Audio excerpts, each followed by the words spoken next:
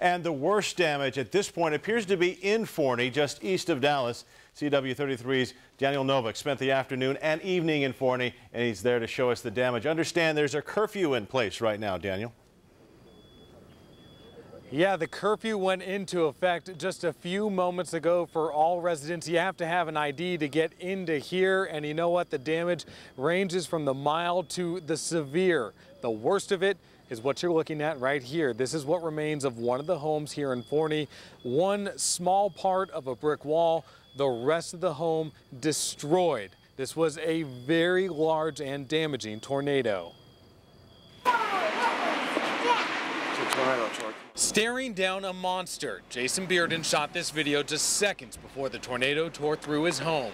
You can start feeling the suction off of it, and then it just hit the roof on the house behind me, and I ran in, and probably 10 seconds later all the windows started shattering. Bearden and his daughter survived without a scratch, despite the damage to his home and just how dangerous the tornado turned out to be. Here's a 2x4 that flew through the brick and stuck in the wall. There was destruction nearly everywhere in the Diamond Creek subdivision in North Forney. It's total. My whole house total. My walls, I got some walls that are kind of buckling. The bricks is probably what's holding it up at this point.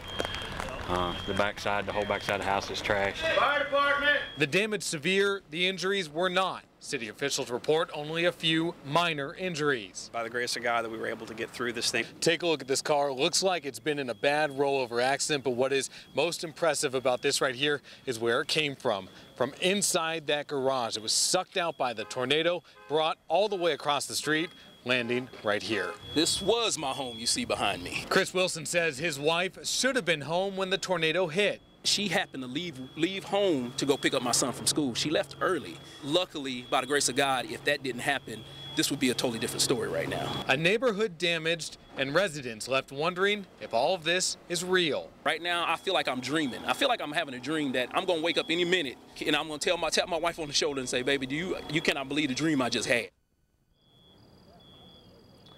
And as you take another live look this evening, just to let you know, the home to the left of this one that's destroyed barely touched. The home to the right, you can see a lot of damage, but not nearly as severe. It gives you a really good feel of just how wide this tornado was. City officials say about 20 to 24 homes in this neighborhood were damaged. Again, a 9 p.m. curfew has been issued for the city of Forney. For those who can't come back home tonight, there has been a shelter set up at a nearby elementary school.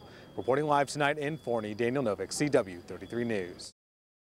CW33's Daniel Novick has been in Forney for the last 2 days and is live tonight with one family's incredible story. Daniel.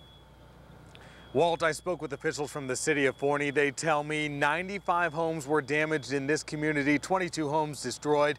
They say there were 7 injuries, but none of them serious, and no one died. And it's that last fact. The fact that no one died is what is most amazing, because you look at homes like this, you see that there is really nothing left. And then you find out that there was one woman and 3 children in this home very close to where I'm standing right now when the tornado hit. Today was about cleaning up and looking for what could be saved. One day after this tornado came roaring through the Diamond Creek subdivision in North Forney. It's right over there, look at that. Sherry Enox was home with her grandson and 2 other children, all under the age of 3. I was in the bathtub and I told my daughter I was on the phone. I screamed out, Megan, it's here. You know, I'm in the tornado. Enox says she heard the roar of the tornado, didn't realize her house was collapsing on top of her. It almost took my grandson from me. I had him up here and it was pushing, you know, pulling me away from me. But I held on to him. 2 of the children were found wandering amongst the debris. As far as Sherry and her grandson were concerned, well, they were pulled from the rubble by a neighbor. Everyone involved, amazingly, only with bumps and bruises. The bathtub had moved into the garage and I didn't even know it. So I don't know if I was actually in the bathtub when he got me or not. I was just in a little hole. I was here at that time. Sherry's husband Mike was working in Dallas when he got a call from his oldest daughter. Said that, Dad, I got bad news, and my first instinct was that, you know, their mother and my wife was gone. But she was just calling about the home. Everyone was safe. Mike says the home and cars can be replaced. He's trying to salvage the small things with sentimental value, like his son's baseballs. He's a pitcher, and he had a couple of no-hitters, and it just meant, you know, everything to me to find them, and I did. So we got them. And what is most important to Mike, their 5 children and 6 grandchildren, is not what, but who was saved from all of this devastation. I didn't think that I would make it out, and I'm really surprised that I made it out. It's a miracle. And miracle, that's the word that's being used from fire chief, police officers, city officials. Basically anybody I talk to, they say again, it's a miracle that no one died as a result of this tornado. And what is just as impressive as the fact that no one was seriously injured or died is what's happening now. The community is rallying together to clean up and then hopefully one day soon rebuild. Reporting live tonight in Forney, Daniel Novick, CW 33 News. Some of the worst damage is in the city of Forney. Homes torn to shreds. Many remain unlivable. CW33's Daniel Novick is live in Forney, where the cleanup includes searching for things that mean the most to people. Daniel.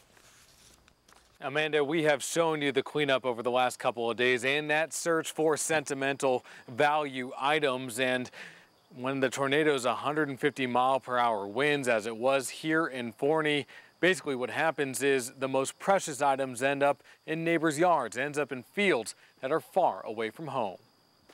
The Mustang Creek Community Church has been ground zero for volunteer efforts and donations in Forney for the last 48 hours. Our volunteers have just been so thoughtful. And inside the daycare of the church lies the most important project undertaken by volunteers. Pictures, memories that can never be regained any other way.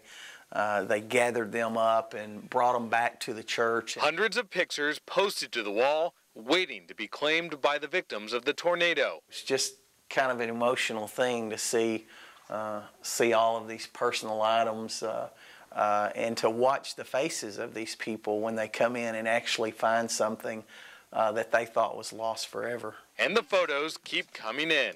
A lot of it was in our front yard. We live across the street, and then the field across the street that's vacant.